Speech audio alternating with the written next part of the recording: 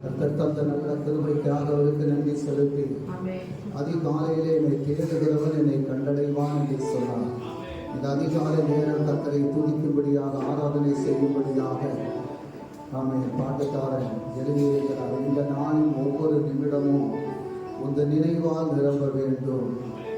என் வாயின் வார்த்தையெல்லாம் பிறர் காரியமாற்ற வேண்டும். உந்தன் இயக்க விருப்பமெல்லாம் என் இதய துடிப்பாக மாற்றும். என் ஜீவ நாட்கள் எல்லாம் ஜெப வீரன் என்று எழுதும். ஸ்தோத்திரம், அல்லேலூயா. சுவிசேஷ பாரம் ஒன்றே என் சுமையாக மாற வேண்டும். என் தேச இல்லை எங்கும் உன் நாமம் சொல்ல வேண்டும்.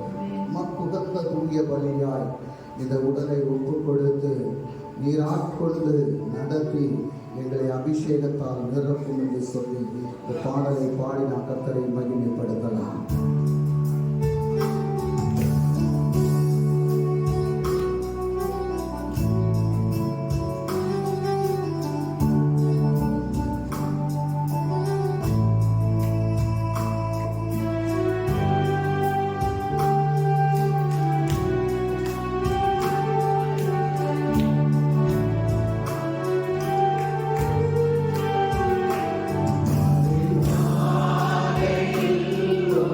Amen.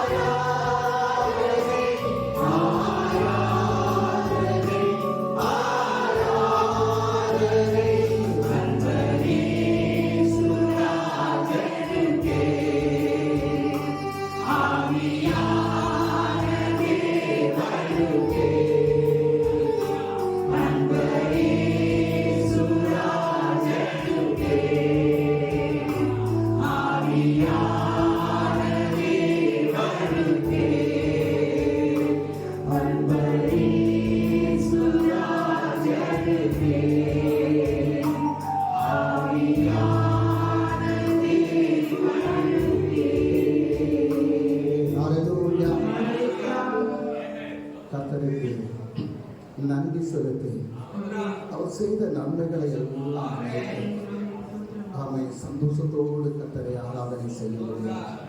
இத்தனை பேர் சந்தோஷத்தோடு இருக்கிறேன். ஆமை கர்த்தருடைய சமூகத்தில் நிற்பது ஒரு பெரிய சந்தோஷம். ஆமை அவருடைய சன்னிதியில வந்து நிற்பது ஒரு பெரிய சந்தோஷம். உலகத்தில் யாருமே தராத ஒரு சந்தோஷம் யார் தருவோம் அப்படின்னு சொன்னா நாம் ஆராதிக்கக்கூடிய இயேசு தருவோம். அல்லேலூயா. உலகத்தில் யாருமே தராத ஒரு சமாதானத்தை யாரு தருவா? நாம் ஆராதிக்கக்கூடிய இயேசு தருவோம். அல்லேலூயா. அவர் சமாதான பிரபுவாக இந்த பூமியிலே வந்தேன் என்று சொன்ன தெய்வம். அல்லேலூயா. அவர் ஒரு நாளும் நம்மை துக்கப்படுத்தக்கூடிய தேவன் அல்ல. ஒரு நாளும் அவர் நம்மை கைவிடக்கூடிய தேவன் அல்ல. நம்மை அனுதினமும் நடத்தக்கூடிய தெய்வம். அவர் நம்மோடு கூட இருந்து நம்மை பலத்தோடு சக்தியோடு நடத்தக்கூடிய தெய்வம். அப்படிப்பட்ட தெய்வ சமூகத்தில் நம்ம வந்திருக்கிறோம். அல்லேலூயா. இந்த இடத்துல நம்ம வந்தோம் அப்படின்னு சொன்னா இந்த இடத்துல ஆனந்த சத்தத்தோடு கர்த்தரை ஆராதிக்கணும். என்ன செய்யணும்? ஆனந்த சத்தத்தோடு கர்த்தரை ஆராதிக்கணும். ஆமென். ஸ்தோத்திரம். ஆரவாரம் ஆர்ப்பாட்டம் அப்பா சன்னதில் என்று சொல்லி கர்த்தரை பாடி மகிமைப்படுத்தலாம்.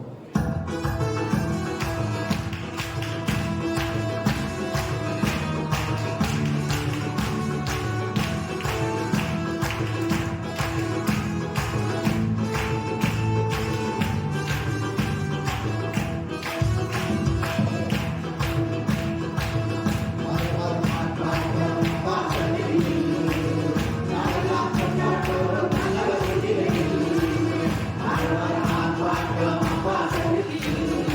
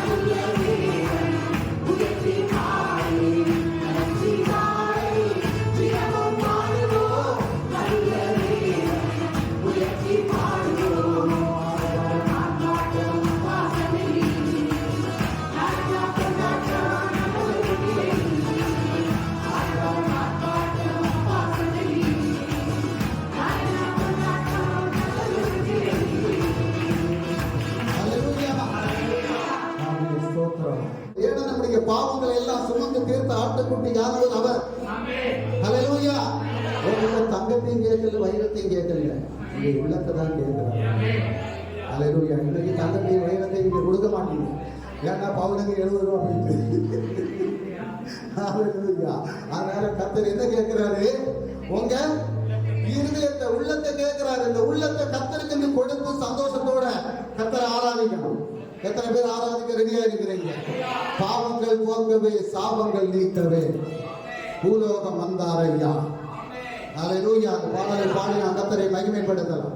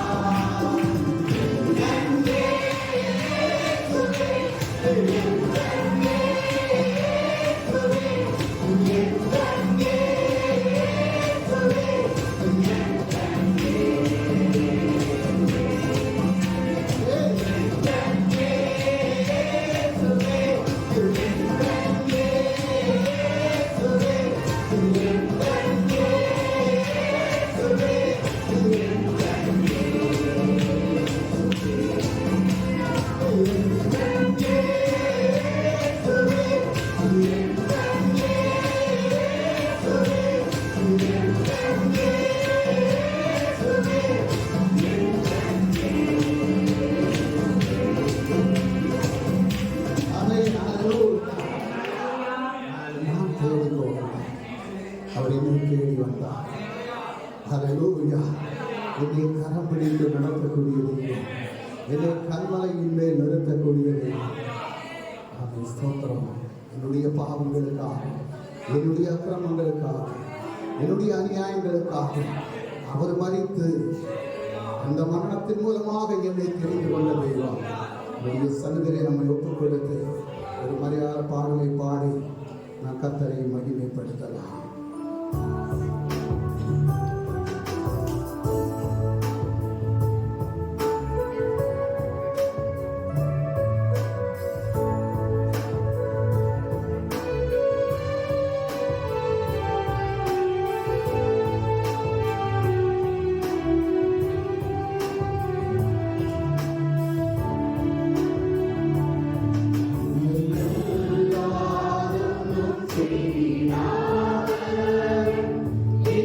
Yeah.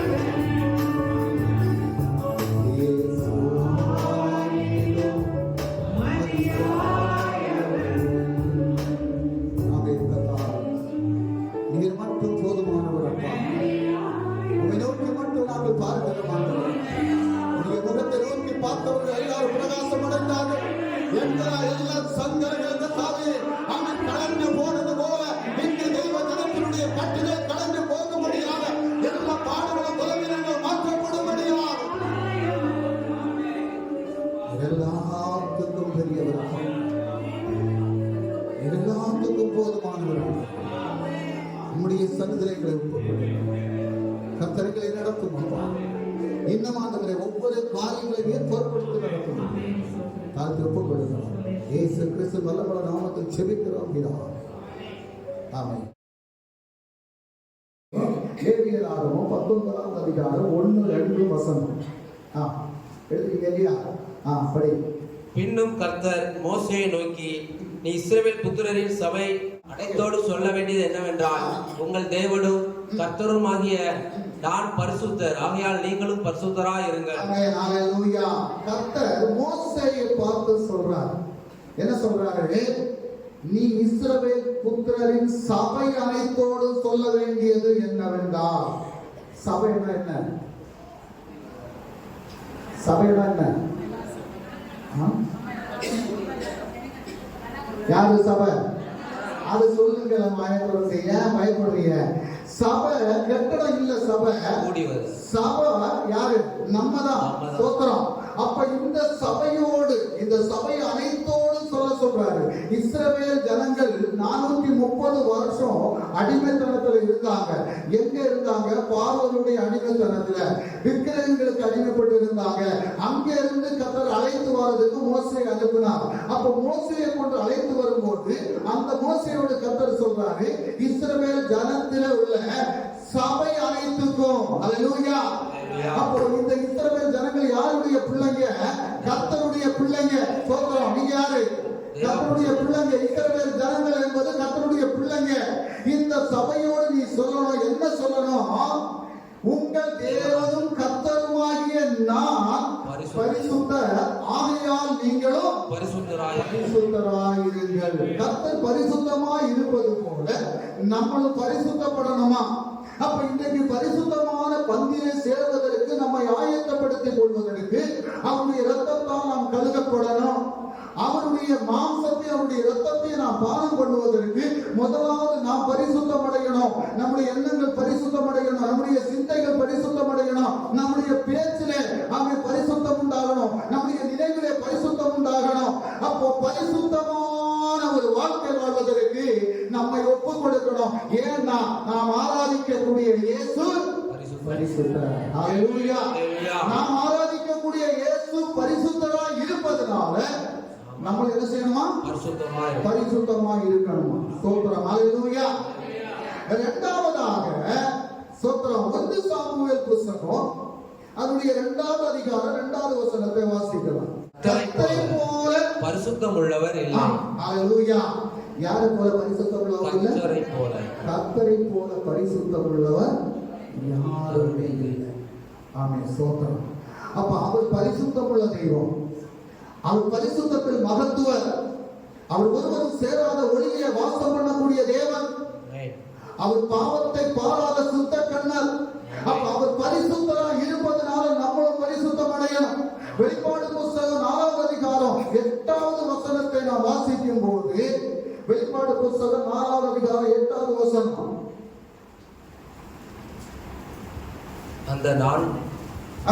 அந்த 4 ஜீவன்களிலும் ஒவ்வொன்று அவ்வாறு சிறந்துள்ளவைகளும் சுற்றிலும் உள்ளையும் கண்களால் நிறைந்தவைகளுமாய் இருந்தன. அவைகள் இருந்தவரும் இருக்கிறவரும் வருகிறவருமாகிய சர்வ வல்லமையுள்ள தேவனாகிய கர்த்தர் பரிசுத்தர் பரிசுத்தர் பரிசுத்தர் என்று இரவும் பகலும் ஓய்வில்லாமல் சொல்லிக் கொண்டிருக்கிறார்கள். சோதரம் எங்க? பரலோகத்தில். ஹல்லேலூயா. கர்த்தர் வசிக்கக்கூடியது எங்க? பரலோகத்தில். அங்க இருக்கக்கூடியவர்கள் என்ன செய்றாங்க? 24 மணி நேரமும் அவரை பரிசுத்தர் பரிசுத்தர் பரிசுத்தர் என்று சொல்லிக் கொண்டிருக்கிறார்களா? ஹல்லேலூயா. ஓய்வில்லாமல் சொல்லிக் கொண்டிருக்கிறார்கள். அப்படிப்பட்ட பரிசுத்தம் உள்ள தேவனுடைய சமூகத்துல நம்ம போறதுக்கு நம்மை ஆயத்தப்படுத்தணும். அப்படி சொன்னா அவரை போல பரிசுத்தம் உள்ள வாழ்க்கை வாழ்வதற்கு நம்மை ஆயத்தப்படுத்தினால் மட்டும்தான். ஹல்லேலூயா. அப்ப ஒரு பரிசுத்தமான வாழ்க்கை வாழ்வதற்கு தான் கர்த்தர் நம்மை அழைத்திருக்கிறார். அந்த பரிசுத்தத்தை பெற்றுக்கொள்வதற்கு இன்னைக்கு உலகத்துல நிறைய தெய்வங்கள் இருக்குது. ஸ்தோத்திரம். அவன் 30 முக்கோடி தெய்வங்கள் உண்டு சொல்வாங்க. அவர் மிகவும் பரிசுத்தமானவர். 24 மணி நேரமும் பரிசுத்தர் பரிசுத்தர் பரிசுத்தர் என்று சொல்லக்கூடிய அவன் ஜனங்கள்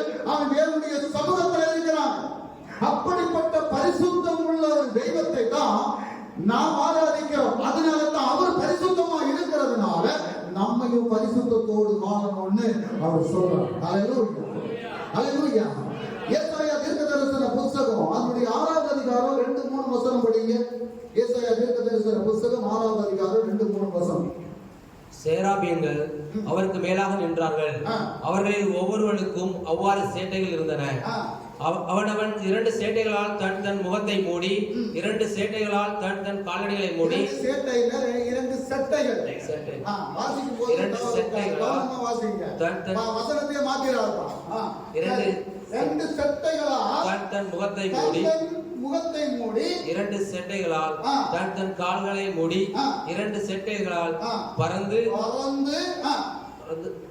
அடுத்தது ஒருவரை ஒருவர் நோக்கி சேனைகளின் கர்த்தர் பரிசுத்தர் பரிசுத்தர் பரிசுத்தர் பரிசுத்தர் பரிசுத்தர் பரிசுத்தர். ஹல்லேலூயா. எத்தனை முறை எழுதுங்க? 3 முறை. ஸ்தோத்திரம். பரிசுத்தர் பரிசுத்தர் பரிசுத்தர்.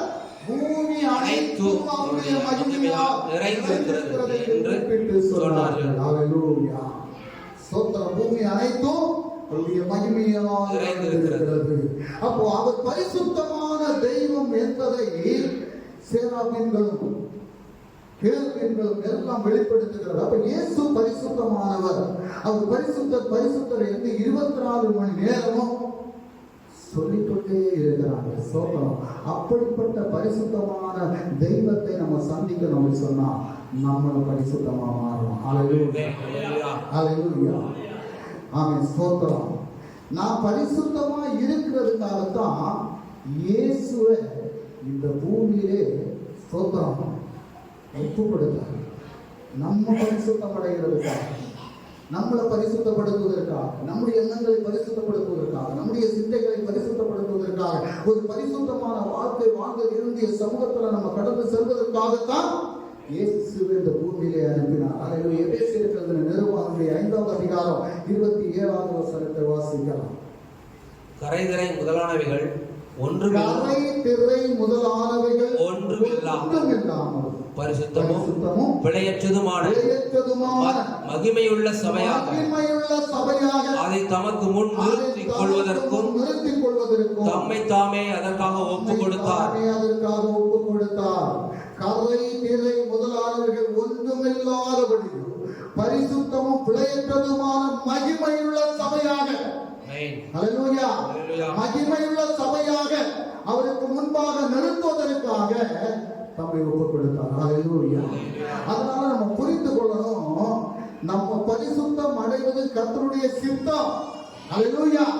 ஏன்னா இந்த பூமியில நம்ம பரிசுத்தத்தோட வாழ்ந்தாதான் அவருடைய ராஜ்யத்துக்குள்ளாக செல்ல முடியும். இயேசு இந்த பூமியில அதுதான் வந்து காமித்து கொடுத்தார். சோத்திரம். பரிசுத்தமா வாழ்ந்தார், எல்லாரையும் நேசித்தார். என்ன அவர் தந்த அந்த கட்டளைகளை நம்ம பின்பற்றி நடக்கணும். அதான் கர்த்தர் விரும்புகிறார். எதையெல்லாம் நம்ம பரிசுத்தமா இருக்கணும் பாருங்க. முதலாவது, ஆமா, நம்முடைய நடக்கையில பரிசுத்தமா இருக்கணும். 1 பேதுரு 1வது அதிகாரம் அதனுடைய 15-16 வசனம் படிக்கலாம்.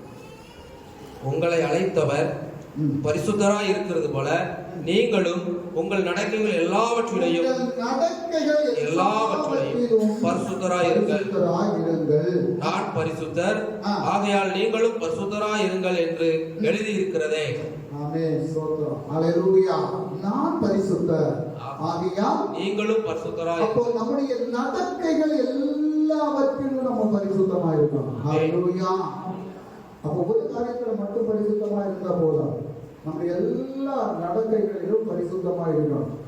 நம்முடைய வார்த்தையில, நம்முடைய பேச்சில, நம்முடைய எண்ணங்கள்ல, நம்முடைய நோட்டங்கள்ல, நம்முடைய சிந்தனைகள் எல்லாத்திலையும் நம்ம பரிசுத்தமா இருக்கணும் அப்படின்னு சொல்லி கர்த்தர் விரும்புகிறார். 2வது, இருதயத்துல பரிசுத்தம் வேணும். எதுல வேணும்? இருதயம். இன்னைக்கு நிறைய பேருக்கு அந்த இருதயத்தை தான் என்ன பிசாசு பிடிச்சு வச்சிருக்கான். ஹல்லேலூயா. இந்த இருதயத்தை திறக்க முடியாம அது இருளடைய வீசி என்ன அந்த சந்தோஷத்தை காண முடியாதபடி, பரிசுத்தமா அடைய முடியாதபடி, ஆமென், அப்பப்ப அந்த இருதயம் என்ன ஆயிருக்கும்? கடினப்பட்டு கொண்டே இருக்கும். ஸ்தோத்திரம். ஹல்லேலூயா. அது கடினப்பட என்ன ஆகும்? நமக்கு ஒரு இறுக்கம் வரும். ஆமென். ஸ்தோத்திரம். அதனால இருதயத்தை நம்ம என்ன செய்யணும்? கர்த்தருடைய சமூகத்தில் அவருடைய கரத்துல ஒப்பு கொடுக்கணும். எல்லாத்துலயும் இருதயம் தான் திருக்குள்ளது. சோத்திரம். அதனாலதான் அந்த இருதயத்தை நம்ம தேவனுடைய சமூகத்துல ஒப்புக் கொடுக்கணும். பாருங்க, யாக்கோபு நிருபம் 4வது அதிகாரம் 8வது வசனத்தை படிங்க. தேவனிடத்தில் சேருங்கள், அப்பொழுது அவர் உங்களிடத்தில் சேருவார். பாவிகளே, உங்கள் கைகளை சுத்திகரியுங்கள், கைகளை சுத்திகரியுங்கள், இருமனம் உள்ளவர்களே, இருதயங்களை பரிசுத்தமாக்குங்கள், பரிசுத்தமாக்குங்கள். ஸ்தோத்திரம். ஹல்லேலூயா. இன்னைக்கு எப்படி இருக்கிறோம்? நம்ம ஒரே மனசோட இருந்தோம் அப்படின்னு சொன்னா நம்ம கர்த்தரை நம்ம என்ன செய்வோம்? அதிகமா நேசிப்போம். கர்த்தர் செய்த நன்மைகளை நினைப்போம். ஆண்டவருக்கு பயப்பட்டு நடப்போம். தெய்வ சமூகத்துல எப்போதுமே ஒரு பயம் உண்டாகணும். அவர் எரிகின்ற அக்கினி என்பதை குறித்து நாம் அறிந்திருக்கிறோம். வசனம் சொல்லுது, அவர் எரிகின்ற அக்கினி. ஸ்தோத்திரம். நம்மளை பற்ற வைக்கக்கூடிய அக்கினி இயேசு. ஸ்தோத்திரம். அதனால அந்த அக்கினியாக நம்ம மேல அது விழணும் அப்படின்னு சொன்னா நம்ம என்ன செய்யணுமா? ஸ்தோத்திரம். பயத்துடனே நடுக்கத்துடனே கர்த்தருடைய சமூகத்துல நிக்கணும். அந்த பலிபீடத்துல நிக்கணும் அப்படின்னு சொன்னா நடுக்கம் வேணும், பயம் வேணும். ஸ்தோத்திரம். நமக்கு தோன்ற மாதிரி பேசுறதுக்கு அல்ல பலிபீடத்துல நின்று. ஸ்தோத்திரம். ஹல்லேலூயா. அப்போ கர்த்தரை குறித்துள்ள பயமும் நடுக்கமும் நமக்கு உண்டாகும் போதுதான் அந்த பரிசுத்தமான வாழ்க்கையும் தெய்வ பயமும் தெய்வ பக்தியும் நமக்கு உள்ளாக வரும். ஸ்தோத்திரம். அப்ப நம்ம கர்த்தரை ஆராதிக்கும் போது, துதிக்கும் போது, தெய்வ சமூகத்துல நிற்கும் போது, சபைக்குள்ளார அதாவது கட்டிடத்துக்குள்ளார வரும்போது இந்த இடத்துல எல்லாம் பரிசுத்த ஆவியானவர் உலாவிக் கொண்டிருப்பார். இந்த இடம் எல்லாம் அவருடைய மகிமையால் நிறைந்திருக்கும். ஏன்னா அவர் பரிசுத்தமான தெய்வம். நம்ம அவர் ஆராதிக்க வந்திருக்கிற அவருடைய பிள்ளைகள். அவர் பரலோகத்துல வசிக்கிறார். ஆனா அவருடைய பிள்ளைகள் ஆராதிப்பதற்கு இதுக்கு உள்ளார வாரத்துக்குள்ளாரே அவர் வந்து காத்திருப்பார். ஹல்லேலூயா. அதனால நம்ம உள்ள வரும்போது பரிசுத்தமான எண்ணத்தோடு, பரிசுத்தமான சிந்தையோடு, நடுக்கத்தோடு, விலையோடு அவருடைய சமூகத்துல வந்து நிக்கணும். அதைத்தான் கர்த்தர் விரும்புகிறார். சோத்திரம். நிறைய பேர் வந்த உடனே எதையாவது பேசுறது, எதையாவது சொல்லிட்டு இருக்கிறது. சோத்திரம். ஆமென். கர்த்தருடைய சமூகத்திலாக வந்திருக்கிறோம், நம்ம ஆராதிக்க வந்திருக்கிறோம். இல்லைன்னா எதையாவது ஒரு குறைய சொல்றது, இல்லைன்னா குற்றத்தை சொல்றது, இதுதான் நடக்குது. சோத்திரம். இதெல்லாம் மாறணும். ஏன்னா கர்த்தர் பரிசுத்தமா இருக்கிறார்.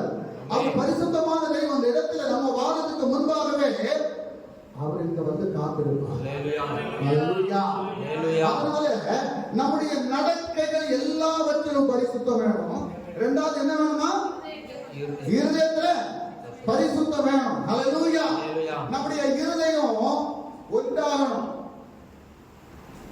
இங்க 50 பேர் இருக்கிறீங்கன்னா அந்த 50 பேருடைய இருதயத்தில் இருக்கக்கூடிய சிந்தை எதுவா இருக்கணும் அப்படின்னா கர்த்தரை குறித்துள்ள சிந்தை மட்டும் இருக்கணும்.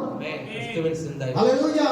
நம்ம கர்த்தரை ஆராதிக்கிறதுக்கு வந்திருக்கிறோம். இதுக்கு உள்ளார வரும்போது நம்ம 50 பேருடைய சிந்தையும் கர்த்தருக்கு மேல உள்ள அந்த ஒரே ஒரு சிந்தை தான் இருக்கணும்.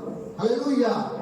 அப்ப இது இந்த இடத்துல நடுக்கத்தோடு உரையலோடு நின்று கர்த்தரை துதிக்கணும், ஆராதிக்கணும். நாங்க நின்று சொல்லாங்க, கையை தூக்குங்க, காலை தூக்குங்க சொல்லாங்க. நீங்க இதுக்குள்ளார வரும்போது ஆராதனையை தொடங்கின உடனே ஸ்தோத்திரம், நீங்க ஆராதனை உங்க வாயை திறந்து கர்த்தரை பாடணும். ஹல்லேலூயா. உங்க வாயை திறந்து கர்த்தரை பாடணும், கர்த்தரை ஆராதிக்கணும், நல்லா கையடிக்கணும். அதுதான் ஆண்டவர் விரும்புறாரு. ஏன்னா அவருக்கு வந்து காத்திருக்கிறாரு, என் பிள்ளை எப்படி ஆராதிக்குது அப்படின்னு சொல்லி பார்க்கிறதுக்கு. பரலோகத்தில் அவர் ஆராதிக்கிறதுக்கு 24 மணி நேரமும் பரிசுத்தர் பரிசுத்தர் என்று சொல்லி அவர் ஆராதிக்கிறதுக்கு பரலோகத்தில் எவ்வளவு ஜனங்கள் இருந்தாலும் அவரால் உருவாக்கப்பட்ட அந்த பூமியில வசிக்கக்கூடிய நம்ம ஆராதிக்கக்கூடிய ஆராதனையை மகிமைப்படும்படியாக அவர் இந்த இடத்துல வாழார். அப்ப அவர் இந்த இடத்துல வசிக்கும் போது நம்ம இன்னும் என்ன செய்யணும்? பயபக்தியோடு தெய்வ சமூகத்தில் நிற்கணும். அடுத்தது ஒரு காரியம், மூன்றாவது விஷயம் என்ன அப்படின்னு சொன்னா அன்பில் பரிசுத்தம் உள்ளவர்களாக இருக்கணும். என்னத்துல பரிசுத்தம் உள்ளவர்களாக இருக்கணும்? அன்பில். எபேசியர் எழுதியிருக்கும் அதனுடைய 1வது அதிகாரம் 4வது வசனத்தை படிக்கும். தமக்கு முன்பாக நாம் அன்பில் பரிசுத்தம் உள்ளவர்களும் குற்றமில்லாதவருமாய் இருப்பதற்கு அவர் உலக தோற்றத்துக்கு முன்னே கிறிஸ்துவுக்குள் நம்மை தெரிந்து கொண்டபடியே. நல்லா புரிந்து கொள்ளணும். உலக தோற்றத்திற்கு முன்பாகவே நம்மை தெரிந்து கொண்ட தெய்வம். நீ யாருடைய வயிற்றுல பிறக்கணும், நீ எந்த இடத்துல பிறக்கணும், நீ எப்படி இருக்கணும், நீ என்ன ஆகணும் அப்படின்னு சொல்லி உலக தோற்றத்திற்கு முன்பாகவே முன்குறித்து தான் இந்த பூமியில உன்னை உருவாக்குகிறார். ஹalleluya. நான் என்னுடைய அம்மாவுடைய வயிற்றில நான் உருவாவதற்கு முன்பாகவே அவர் திட்டம் போட்டு தான் என் அம்மாவுடைய வயிற்றில உருவாக்குறார். ஸ்தோத்திரம். நான் இந்த பூமியில என்ன வேண்டாத வேலைகள் எல்லாம் செய்யணுமோ அதெல்லாம் செய்யணும் அப்படின்னு சொல்லி முதல்ல திட்டம் தான். ஸ்தோத்திரம். அதெல்லாம் செய்து அதுக்கப்புறம் நல்ல அடி வாங்கி அதுக்கப்புறம் இந்த இயேசுவை தேடி வரணும் அப்படின்னு சொல்லி முதல்ல திட்டம். அப்ப நம்ம ஒவ்வொருத்தருக்கும் ஒரு திட்டத்தை போட்டுதான் கர்த்தர் கொண்டு வருவார். ஹalleluya. ஸ்தோத்திரம். கருவில உருவாவதற்கு முன்பாகவே அவருடைய திட்டம் நிறைவேற்றப்படும். ஹalleluya. அவருடைய திட்டம் நம்ம மேல நிறைவேற்றப்படும். அதனால தான் அவர் சொல்றாரு, நம்ம அன்பில் பரிசுத்தம் உள்ளவர்களும். நம்முடைய அன்பு மற்றவங்களுக்கு என்ன எங்க இருந்து இந்த உதட்டில இருந்து வரக்கூடாது. உதட்டில இருந்து அன்பு வந்தா அது என்ன அன்பு? அது பொய்யான அன்பு தான். ஸ்தோத்திரம். தேவைகளுக்கு மட்டும் அன்பு செலுத்தக்கூடாது. ஸ்தோத்திரம். நமக்கு ஒரு தேவை இருக்கு, அதுக்கு மட்டும் அன்பு செலுத்தி பயங்கர இதா பண்ணக்கூடாது. ஸ்தோத்திரம். அன்பு என்று சொல்லக்கூடியது இருதயத்துக்குள்ளாக இருக்கிறது.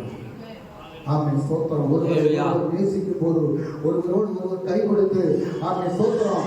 ஆமென். ஒருவரோடு ஒருவர் கை கொடுத்து அந்த அன்பை நம்ம வெளிப்படுத்தும் போது உள்ளத்தின் ஆழத்திலிருந்து அந்த அன்பு வரணும். நிறைய பேருக்கு அது இல்லை. காணும் போது பயங்கர சரி, ஆமா, அந்த பக்கம் போனா வேற குறை சொல்றது, ஸ்தோத்திரம், குற்றம் சொல்றது, இதெல்லாம் மாறணும். ஹalleluya. நம்ம நிறைய பேர் இருக்குது, இல்லாம இல்லாத காரியங்களும் கிடையாது. அப்போ ஆண்டவர் சொல்றாரு, நீ அன்பில் பரிசுத்தமுள்ளதா இருக்கணும். அடுத்தது என்ன சொல்லிருக்கு? குற்றமில்லாதவர்களாய் இருப்பதற்கு. ஆமென். ஸ்தோத்திரம். நம்ம குற்றமில்லாதபடி வாழ்றதுக்கு கர்த்தர் எப்ப நம்மளை தெரிந்து கொண்டாரா?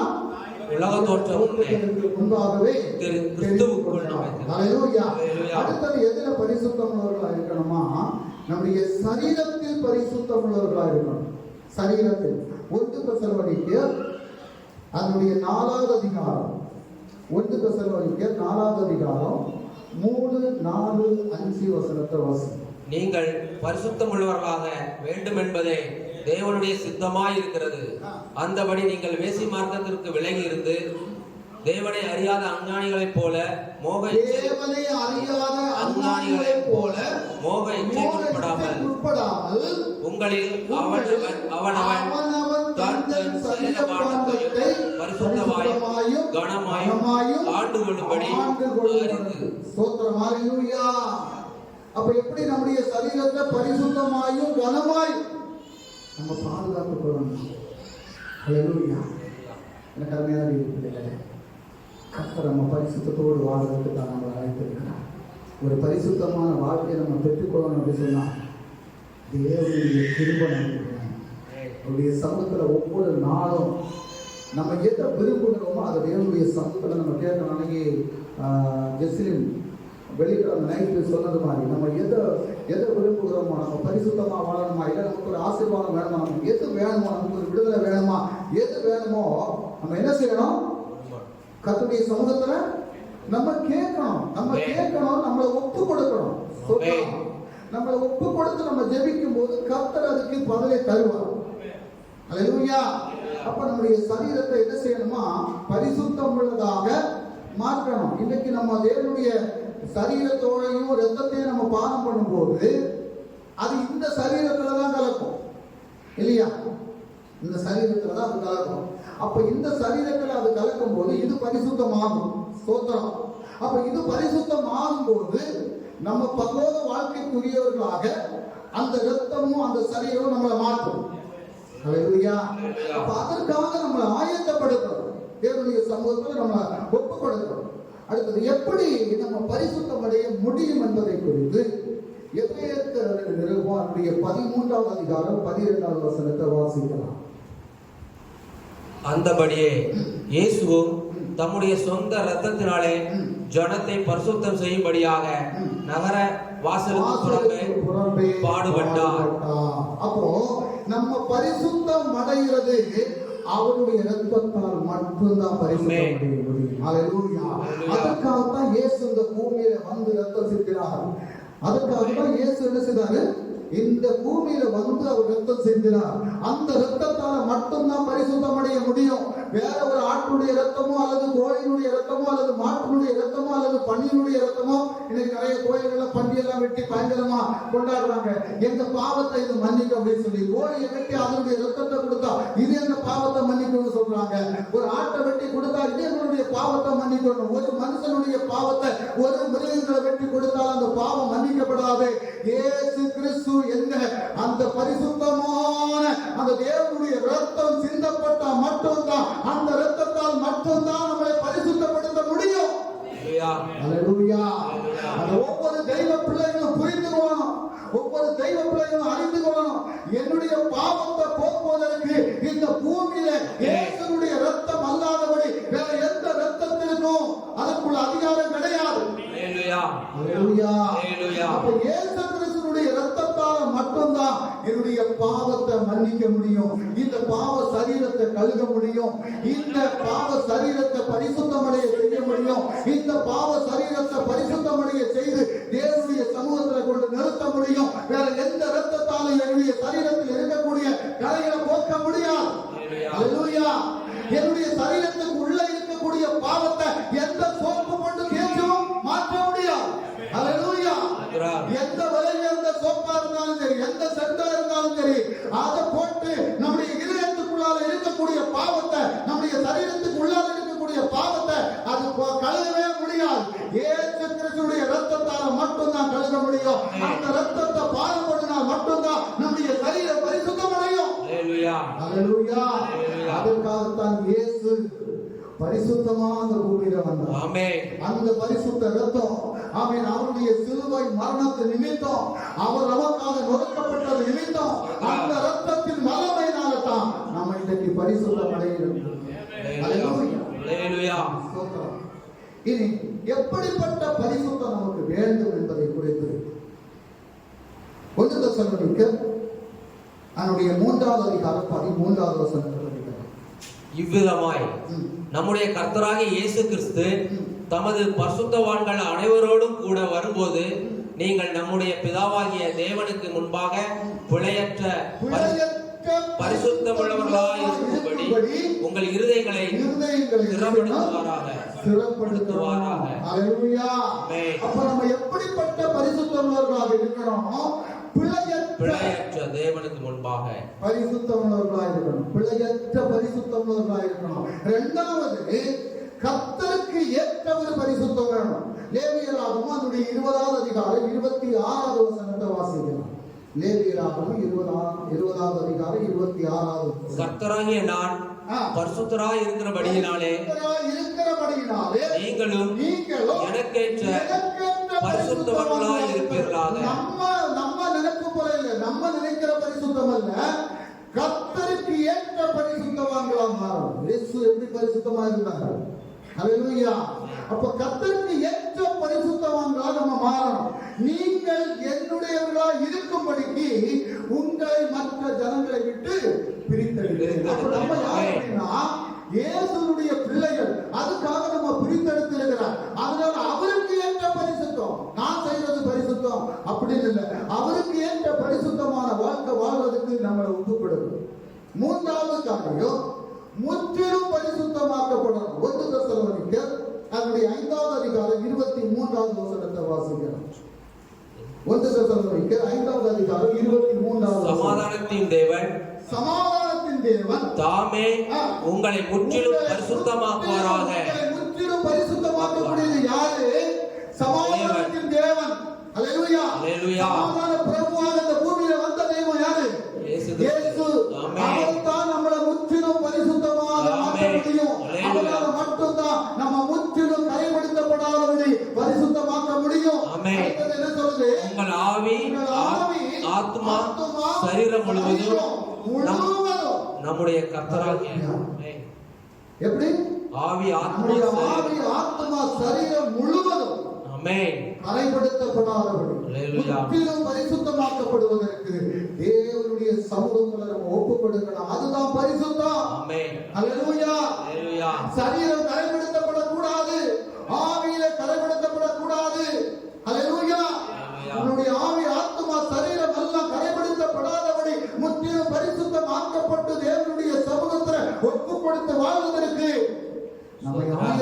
பயன்படுத்தினோம் என்றால் நிச்சயமாக தேவனுடைய ராஜ்யத்திற்குள்ளாக நம்ம பிரவேசிக்க முடியும். ஆமென். ஹல்லேலூயா. இந்த பரிசுத்தமான இந்த ரத்தத்திலையும் சரீரத்திலையும் நம்ம ஏன் பானம் பண்ணுறோம் அப்படின்னு சொன்னா, இது ஒரு சடங்கு ஆச்சாரம் கிடையாது. ஹல்லேலூயா. இது ஒரு சடங்கு ஆச்சாரம் கிடையாது. இது என்ன அப்படின்னா, நம்முடைய மனசுல தோணணும், இதை பார்த்த உடனே தோணணும், இது எனக்காக இயேசு சிந்தின ரத்தம் அப்படின்னு சொல்லுவாங்க. ஹல்லேலூயா. இது சாதாரணமா கடையிலிருந்து வாங்கின திராட்சை ரசம் அப்படியே நம்ம நினைச்சு இதை அருகிறோம் அப்படின்னு சொன்னா, நம்மளை அந்த திராட்சை ரசத்தினால பரிசுத்தப்படுத்த முடியாது. ஹல்லேலூயா. இது என்னுடைய இயேசு எனக்காக கல்வாரி சிலுவையிலே நொறுக்கப்பட்டு எனக்காக சிந்தப்பட்ட ரத்தம் அப்படின்ற உணர்வோடு இதை நம்ம பங்கெடுத்தோம் அப்படின்னு சொன்னா, இந்த ரத்தனுடைய சரீரத்துல போய் நம்மளை பரிசுத்தமாகும். ஹல்லேலூயா. இது சாதாரணமானது அல்ல, இது ஜீவன் உள்ளது. இதற்கு ஜீவன் உண்டு. இது கடையில விற்கும் போது அதுக்கு ஜீவன் இல்ல.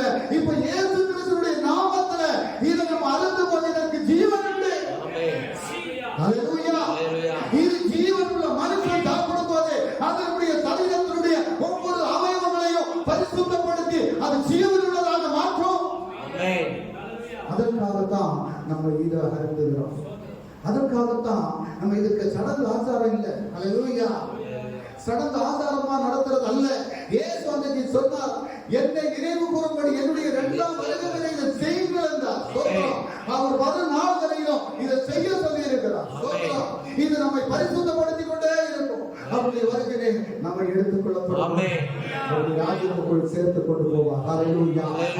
அந்த காரியத்தை செய்கிறோம். அதனால என் கருமையான தெய்வத்தனமே, ஆமென். இதிலே நம்ம பானம் பண்ணும்போது அது எப்படிப்பட்ட மகத்துவம் நிறைந்தது என்பதை ஒவ்வொருவரும் அறிந்து கொண்டு புரிந்து கொண்டு நம்மை பரிசுத்தப்படுத்தி தேவனுடைய சமூகத்தில் ஒப்பு கொடுத்து, நம்முடைய குறைகளை தேவனுடைய சமூகத்தில் ஒப்பு கொடுத்து, நம்முடைய பாவ பழக்க வழக்கங்களை தேவனுடைய சமூகத்தில் அவன் ஒப்பு கொடுத்து செபித்து பரிசுத்தத்தோடு இதில் பங்கெடுப்பதற்கு நம்மை ஆயத்தப்படுத்திக் கொள்ளலாம். நம்ம எல்லாரும் தேவ சமூகத்தில் எழுந்து இருக்கிறார்.